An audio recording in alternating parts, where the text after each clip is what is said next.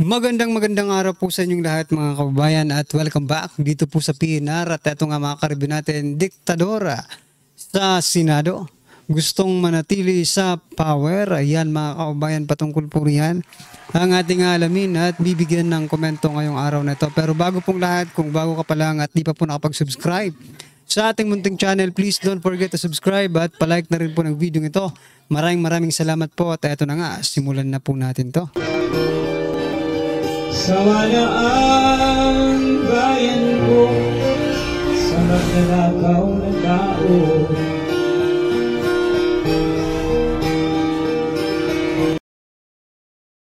So yan mga kababayan, bago po natin muling i-play ang video ito, pasadahan po muna natin ang mga nagte-trending na mga balita dito po sa mundo ng social media. At unahin na nga po natin ito. Ito po yung sinasabi nating diktadora sa Senado. Sabi po dito na Senator Mig Zubiri, "If you ask me, I'm for a leader of the Senate who keeps protecting the tradition of the Senate. Hindi ko gusto ng leader na sa Senate will be dictatorial type." So, ang sinasabi ba ngayon ni Senator Mig Zubiri ay dictatorial type ang pamumuno ni Escudero? No? Kasi mga kababayan, mas gusto po ni Senator Mig Zubiri or former Senate President Juan Miguel Zubiri, Mig Zubiri, na si Tito Soto po ang maging susunod na Senate President. Di ba nga mga kababayan, nasubukan na po si Tito Soto bilang Senate President nung kapanahonan niya. May nangyari po ba? Ang sabi po ni Senator Soto mga kababayan, ito po, sabi niya po dito, "Hindi ako katulad kasi ng iba. Nilalakad talaga na sila'y maging Senate President." Aba, tingnan mo naman, napaka-humble po. No? Kung titingnan mo, napaka-humble po ni Senator Soto. Well, anyway, hindi ka nga naglalakad, kasi tinatakbo yan di ba? Tinatakbuhan po ang pagiging Senate President. Pinagbobotohan po yan. That's why hindi ka talaga maglalakad, Senator si Soto, di ba? Pero mga kababayan, wag po natin kalimutan si Senator-elect Rodante Marcoleta. Sana po, sana lang siya po ang maging Senate President, kasi kapag siya po ang naging Senate President, malaki po mga kababayan ang tsansa na yung mga panukala niyang batas ay ma-actionan agad. Not unlike kung hindi po siya Senate President, di ba? Tapos kontrapartito ba yung Senate President, mukhang malabo yung mga adhikain ni Senator Rodante Marcoleta. No? Anyway, ano pong inyong masasabi dyan mga kababayan? I-comment nyo na lang. At eto, pasadahan po natin ito. Sabi po dito sa Politico, "The House of Representatives is reportedly reconsidering its decision to include lawyer Lorna Kapunan in the roster of private prosecutors for the impeachment trial of Vice President Sara Duterte after she signed on as legal counsel for billionaire gambling tycoon Charlie Atong-Ang." Anong koneksyon, di ba? Anong koneksyon mga kababayan ng pagiging abogado nitong si Lorna Kapunan ni Atong-Ang? May papanalo ba nila ang kanilang kaso or itong impeachment trial? Mai-impeach ba nila si Vice President Sara Duterte dahil isa ang abogado nila, ang prosecutor nila ay isang prosecutor ng bilyonaryo? Diba? Hindi ko po nakikita ang koneksyon mga kababayan kung bakit nila gustong maging kasama sa prosecution itong si Lorna Kapunan. Maybe, no? Dahil matalino siguro itong babaeng ito mga kababayan, kaya kinukuha po nila. Anyway, sana matauhan, no? Well, anyway, pag mga attorney kasi mga kababayan, depende po yan, lalo na pag private, di ba? pera-pera lang mga karibin natin. Yeah? Pera-pera lang. Alright? Okay, ito pa mga karibin natin. Pasadahan din po natin ang balitang ito mula po sa News 5.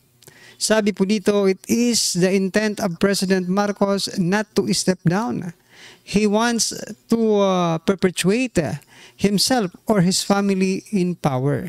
So yan mga kababayan, gusto pong manatili sa power, sa kapangyarihan ni President Bongbong Marcos Jr. or yung pamilya na.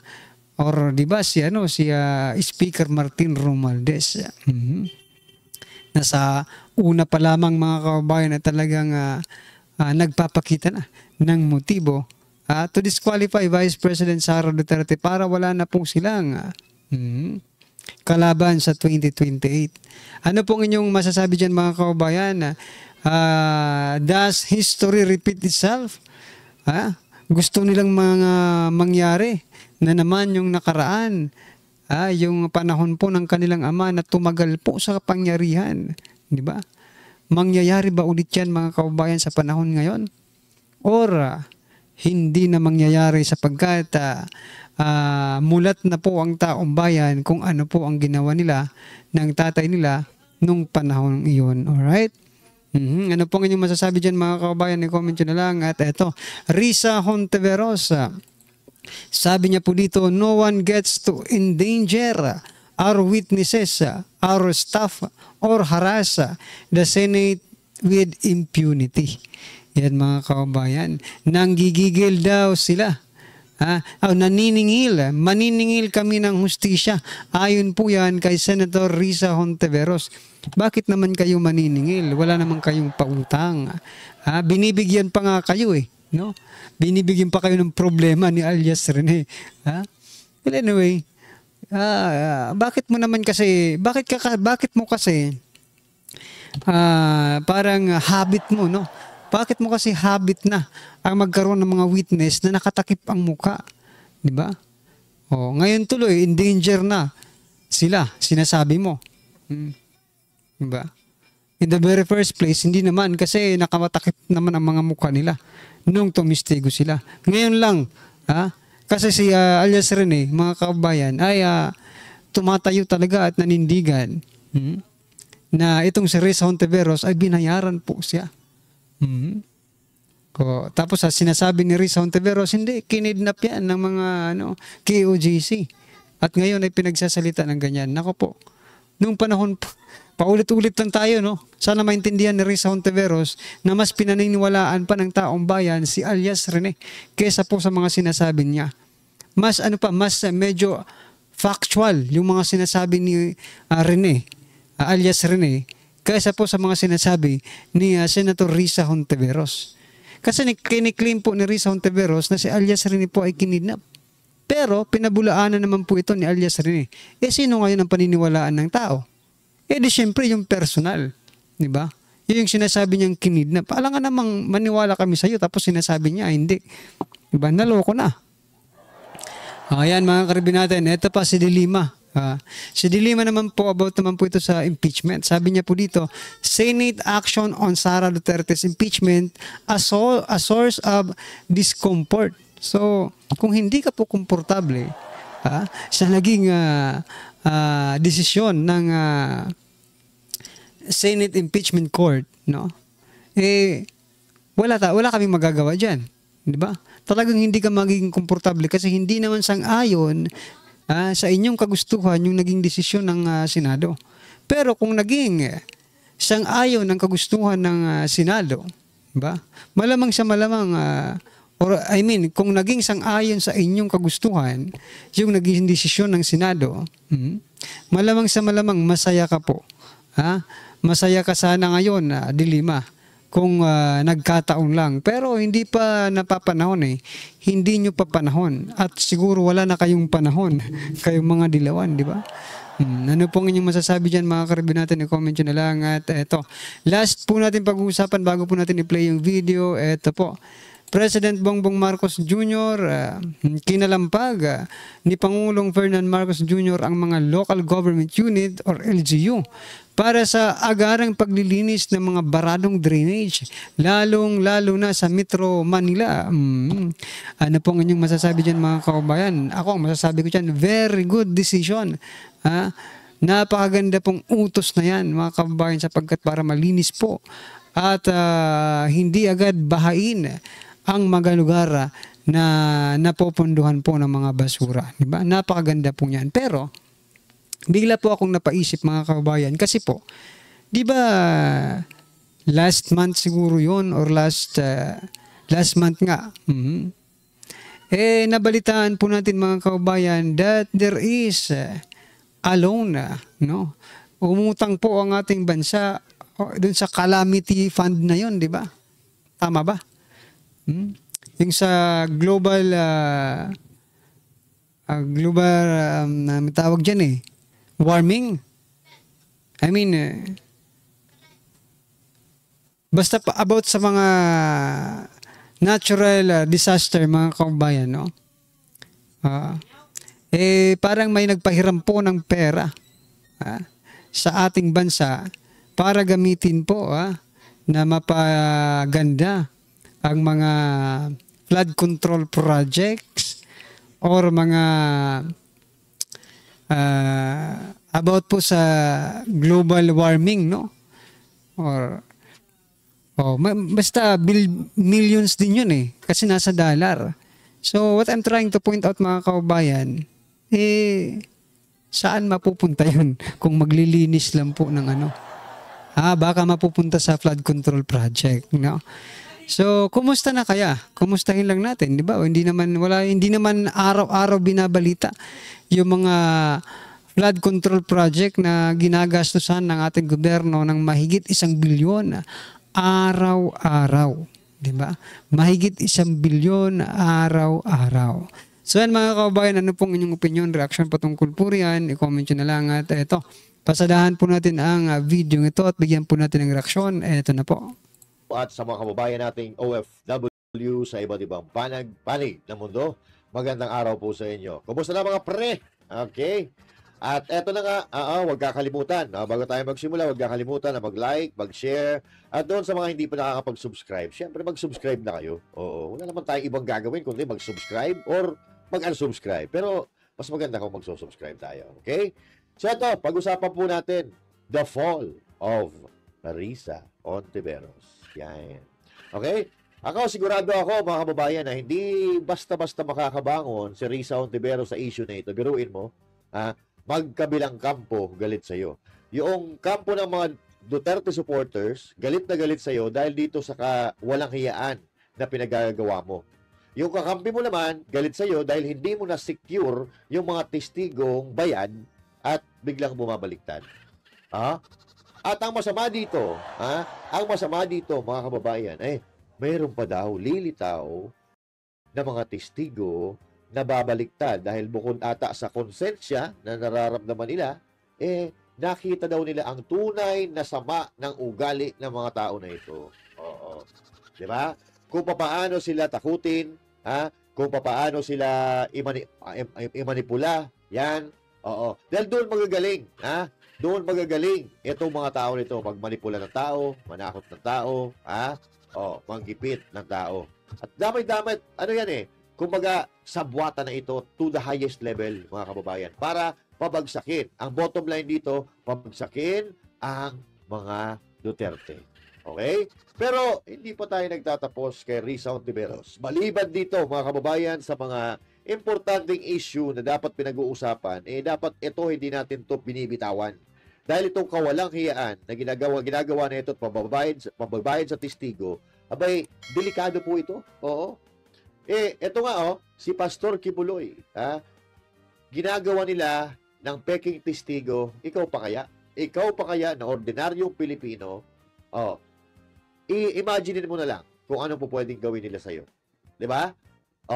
So, pero, syempre, mga kababayan, hindi natin po pwedeng hindi pagsalitain or pagbigayin ng komento si Atty. Harry Roque dahil itong mga komento niya, talaga namang, eto, sigurado ako dito, mag-iinit ang tenga dito ni Risa Hontiveros. Kaya, Atty. Harry Roque, birahe. Pangalan nito alias Rene. O ano ngayon, nasaan ba kayo? Itong si alias Rene, binayaran pala para makaladkad sa kaso si Pastor Kibuloy at makaladkad itong si Inday Sara Duterte at saka si Tatay Digong. Ako hindi ako nagtataka at hindi ako nagugulat. Kasi alam nyo, nung ako mismo ay umapir dyan sa komite ni Hontiveros, ang dami niyang invento. Yung kwento niya talaga involved ka sa Pogo. Hindi siya nakikinig na ang aking involvement, ejectment case at ang aking kliyente ay umuupa lamang doon sa lupa at nagpapaupa ng premises doon sa Pogo, no? At talagang sinasabi niya pinipilitan engage yan sa Pogo. At ang tanong ko nga doon, sabihin natin engage sa Pogo, panahon na yon, legal. Ano naman pakialam mo dyan? Legal naman yung mga panahon na yon. Ngayon lang naman nag-illegal yan itong taon na ito. Pero ang katotohanan po niyan, talaga nagpupumilit siya ng mga panahon na yon na ikaw involved sa Pogo, ikaw may masama kang ginawa. Wala naman siya mapakitang masama kong ginawa. At ang pruweba lang na sinasabi niya na ako involved sa Pogo ay yung isang papel na wala naman lupagda, isang papel naman na walang maamin kung sino gumawa na nagpapakita na ako illegal. Ulitin ko po, sabihin na natin totoo yan at hindi naman totoo yan. Wala pong masama para maging isang abogado ng kahit anong korporasyon. Dahil ang trabaho ng abogado ay siguraduhin nga yung mga kliyente nila ay sumusunod sa batas. Pero ito po, tignan nyo naman po, non-available din ang sinampa ni Pastor Kibuloy. Milyones ang ginastos para magtanim ebidensya laban ni Kibuloy. Hindi ko po alam kung gagawin nila yan sa akin din, ha? Pero sa piskalya po, wala silang napresentang kahit anong testigo na nagsabi na nag-recruit ako at pinagsamantalahan ang kanilang gawain. No? So hindi ko po alam kung magbabayad din itong si Hontiveros ng 500,000 para sa testigo para madawit din ako at sabihin na ako nag-recruit sa kanila. No? Pero nakakataas balahibo po, nakakadiri, nakakagalit na isang senador ng bayan gagamit talaga ng ganitong mga taktika para madiin ang mga kalaban sa politika. And how dare you use the Senate of the Republic of the Philippines, no, para maging para maging instrumento na dipitin ng mga kalaban ng administrasyon. Yan. So yan mga kababayan, ang tanong dito, saan galing? No? Saan po galing yung pera na ipinambayad ni Hontiveros dito po kay alias Rene? Napapatanong lang tayo mga kababayan, di ba kasi yung mga senador meron din po yung mga confidential fund? Baka po dyan galing ang ipinambayad ni Hontiveros, no? Dyan po sa confidential fund na yan. So, pag sinabi natin confidential, hindi natin pwedeng pwersahin na ilabas nila yung kanilang pagmumukha ng kanilang mga sources, di ba? Tulad po ng ginagawa nila kay Vice President Sara Duterte. No? Sa kanila hindi pwede na ilabas ang mga pagmumukha ng kanilang mga pinagbibigyan ng mga, ito ay opinion lang pinagbibigyan ng kanilang mga confidential fund. Pero pagdating po kay Vice President Sara Duterte, kailangan complete name, address ng mga resource or ng mga agent, no, na binigyan po ng confidential fund. So napaka-unfair naman po nito, Senator Risa Hontiveros, kung ginagamit mo po ang pondo ng confidential fund sa inyong mga investigasyon. Dapat lang siguro na imbestigahan kayo ng Senado, diba? Para mas maklarify na sa taong bayan kung saan nanggaling itong perang pinambayad mo dito po kay alias Rene. Alright? Yan mga kababayan, na po ang inyong opinion, reaction patungkol po sa video ito, i-comment nyo na lang po sa baba. Para at least alam po natin mga kababayan ang inyong opinion. Maraming salamat po. Please don't forget to like the video. Maraming salamat po. Sawala ang bayan ko sa magnanakaw na tao.